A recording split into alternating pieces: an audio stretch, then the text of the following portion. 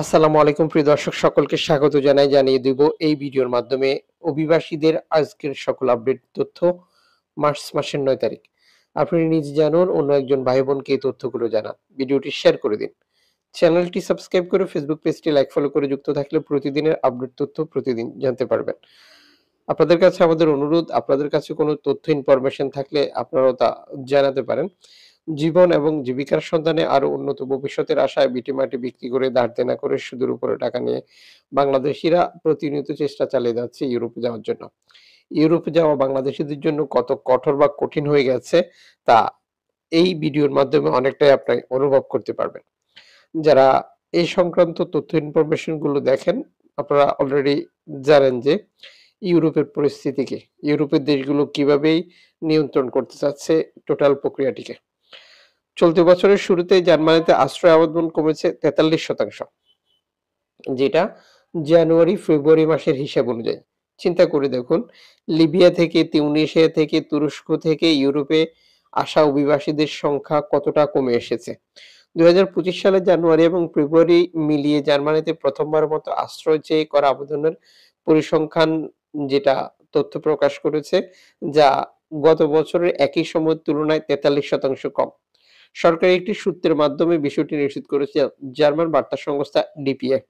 Federal office for migration and refugee জানিয়েছে, চলতি বছরের প্রথম 2 মাসে প্রথমবারের মতো আশ্রয় চেয়ে 26,674টি আবেদন এবং 3,273টি ফলো আপ আবেদন জমা হয়। পরিসংখ্যান বলছে, গত বছরের মতো এবারও বেশিরভাগ আশ্রয় আবেদন করেছেন সিরিয়ান নাগরিকরা।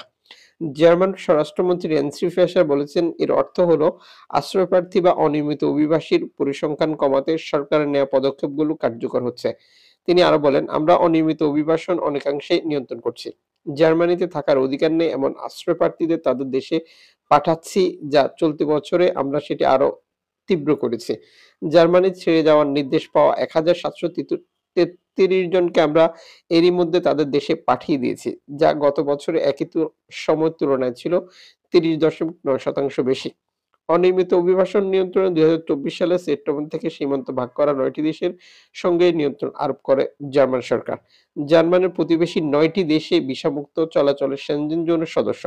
সীমান্ত নজরদারির সিদ্ধান্তের বিরোধিতা ও সমালোচনা করছে ইউরোপীয় ইউনিয়ন এবং সেনজেনভুক্ত বেশ কয়েকটি দেশ। জার্মান স্বরাষ্ট্র মন্ত্রণালয় অবশ্য বিষয়টি নিয়ে বলছে, নিয়ন্ত্রণ আরোপ করার পর 80,000 অননুমোদিত প্রবেশ শনাক্ত করেছি আমরা। সীমান্ত নিয়ন্ত্রণ প্রাথমিকভাবে 6 মাসের জন্য আরোপ করা হলেও গত মাসে তা আরো 6 মাসের জন্য বৃদ্ধি করা হয়। 12 ফেব্রুয়ারি দেশটির চ্যান্সেলর অলাফ স্লট জানিয়েছেন, আগামী 15 সেপ্টেম্বর পর্যন্ত এই নিয়ন্ত্রণ আরোপ থাকবে। দর্শক, এটি নিয়ে আরো বিস্তর প্রতিবেদন রয়েছে, যেখানে উল্লেখ করা হয়েছে কোন কোন দেশ থেকে অভিবাসীরা আসছে, কিভাবে আসছে, আর কিভাবে এই প্রক্রিয়াগুলো কাজ করছে।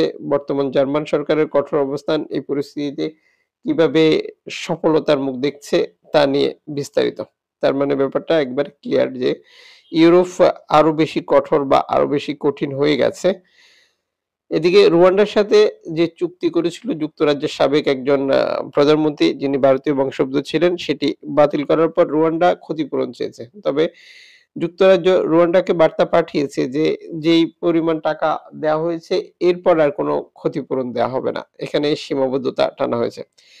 এতে করে একটা ব্যাপার একবারে স্পষ্ট হয়ে গেছে যে, যে চুক্তিটি বাতিল হয়েছে এটি পুনরুদ্ধার বা আবার করার কোনো পরিকল্পনা বর্তমান সরকারের নেই। যা সামনের দিনগুলিতে আরো পরিষ্কার হয়ে যাবে। যদিও বর্তমান সময়ে ফ্রান্স থেকে যুক্তরাজ্যে রেকর্ড সংখ্যক শরণার্থী প্রবেশ করছে। এরপরেও বর্তমান সরকার বা তাদের নীতি নির্ধারকরা কখনোই বলতে শোনা যায়নি যে আমরা অভিবাসীদেরকে রুয়ান্ডাতে পাঠাবো, যা আগের সরকার করেছিল। এ ব্যাপারে অভিবাসীদের জন্য নিঃসন্দেহে ভালো খবর। এদিকে লিবিয়া থেকে পালিয়ে আসা একটি নৌকা, যেটি ইতালিতে আসার পথে উচ্চতর ঢেউ মোকাবেলায় বিপদে পড়ে, যা নিশ্চিত করেছিল অ্যালাফোন। এই তথ্য পাওয়ার পর সেখানে উপস্থিত হয়ে উদ্ধার অভিযান পরিচালনা করে শিয়া ওয়াচের এই সংস্থাটি সর্বশেষ বার্তায় নিশ্চিত করেছে, উদ্ধারকৃত অভিবাসীদেরকে আমরা নিরাপদে হস্তান্তর করার জন্য ইতালি কর্তৃপক্ষের কাছে আহ্বান জানিয়েছি। ইতালি কর্তৃপক্ষ আমাদেরকে এমন একটি বন্দর নির্ধারণ করে দিয়েছে, যেখানে যেতে হলে আমাদেরকে 740 কিলোমিটার পাড়ি দিতে হবে। আবহাওয়া পরিস্থিতির উপর নির্ভর করবে যে আমাদের যাওয়ার ব্যাপারটা, সময় কমও লাগতে পারে, বেশিও লাগতে পারে। বর্তমান প্রধানমন্ত্রী ডানপন্থী সরকার জর্জিয়া মেলোনি ক্ষমতা গ্রহণ করার পর এনজিও সংস্থাগুলোর নিয়ন্ত্রণ করার জন্য বা এনজিও সংস্থাগুলোকে বাধাগ্রস্ত করার জন্য এই ধরনের সিদ্ধান্ত নেয়, যা প্রতিনিয়তই কার্যকর হচ্ছে ভূমধ্যসাগরে। শরণার্থী উদ্ধার করার পর সেই শরণার্থীদেরকে নামাতে ইতালি সরকারের দেওয়া নির্ধারিত বন্দরে যেতে হয়, আর এ সময় দীর্ঘ সময় লাগে, যে কারণে শরণার্থী উদ্ধারে ক্ষতিগ্রস্ততার ব্যাপার তৈরি হয় এবং ভূমধ্যসাগরে এনজিও সংস্থার সংকট তৈরি হয়। আর এতে করে সরকার মনে করে শরণার্থী আসা অনেকটাই কমে যায়। যদিও ইতালি সরকারের নানা কৌশলের কারণে ভূমধ্যসাগর ব্যবহার করে ইতালি যাওয়া শরণার্থী পরিসংখ্যান যেটা প্রতিনিয়তই কমছে। এক্ষেত্রে বাংলাদেশ রয়েছে পজিটিভ স্থানে। বাংলাদেশীদের অবৈধভাবে ইতালি যাওয়ার ব্যাপারটি কিছুতেই কমেনি। এটি আরো বৃদ্ধি পাচ্ছে, যা সাম্প্রতিক সময়গুলোতে আরো তীব্র হয়েছে। যে কারণে বর্তমান প্রধানমন্ত্রী জর্জিয়া মেলোনি বাংলাদেশ নিয়ে নতুন কূটকৌশল বা নতুন সিদ্ধান্ত নিচ্ছে, যাতে করে বাংলাদেশীরা অবৈধভাবে ইতালি যাওয়ার যে আগ্রহ, চাহিদা বা ইচ্ছা সেটি কমিয়ে আনা যায়। বাংলাদেশীদের যে পরিস্থিতি, বর্তমান বাংলাদেশের রাজনৈতিক অস্থিরতা, মার্কেটে চাকরির সংকট বা বাংলাদেশীদের ইতালি যাওয়ার যে স্বপ্ন, মনে হয় না যে ইতালি সরকারের আরো কঠোর বিধিনিষেধ আসলেও বাংলাদেশীদের অবৈধভাবে ইতালি যাওয়া প্রবেশ তারা কমাতে পারবে।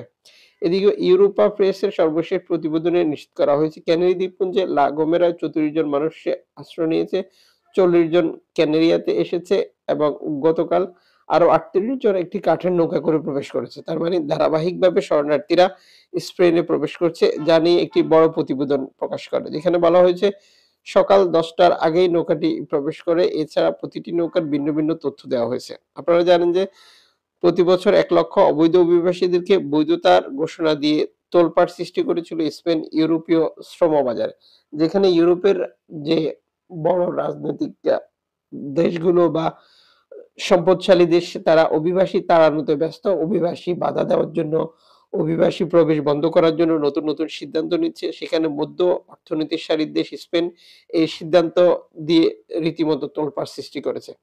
যদিও স্পেনের দেওয়া সিদ্ধান্তটি সঠিক ছিল এই খাত বিশ্লেষকরা মনে করে, কারণ ইউরোপের দেশগুলোতে যে পরিমাণে শ্রমিক সংকট দেখা দিচ্ছে এবং এটি প্রতিনিয়ত বৃদ্ধি পাবে, সেখানে স্পেনের নেওয়া সিদ্ধান্ত স্পেনের অর্থনীতিকে চাঙ্গা রাখবে বা ভবিষ্যতে স্পেনকে আরো শক্ত অর্থনীতির দেশে পরিণত করবে, যার বিপরীত চিত্র দেখা যাবে জার্মানি, ফ্রান্স, ইতালি, আয়ারল্যান্ড সহ বিভিন্ন দেশের ক্ষেত্রে।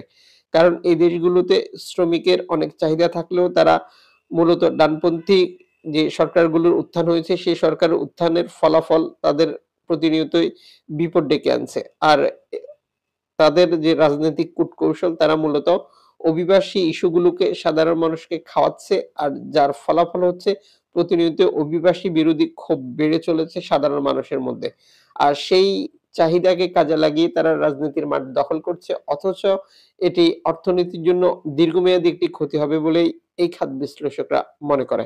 দর্শক, আপনার কাছে কোনো তথ্য থাকলে তাও জানাতে পারেন। যুক্ত থাকুন নতুন ভিডিও দেখার জন্য।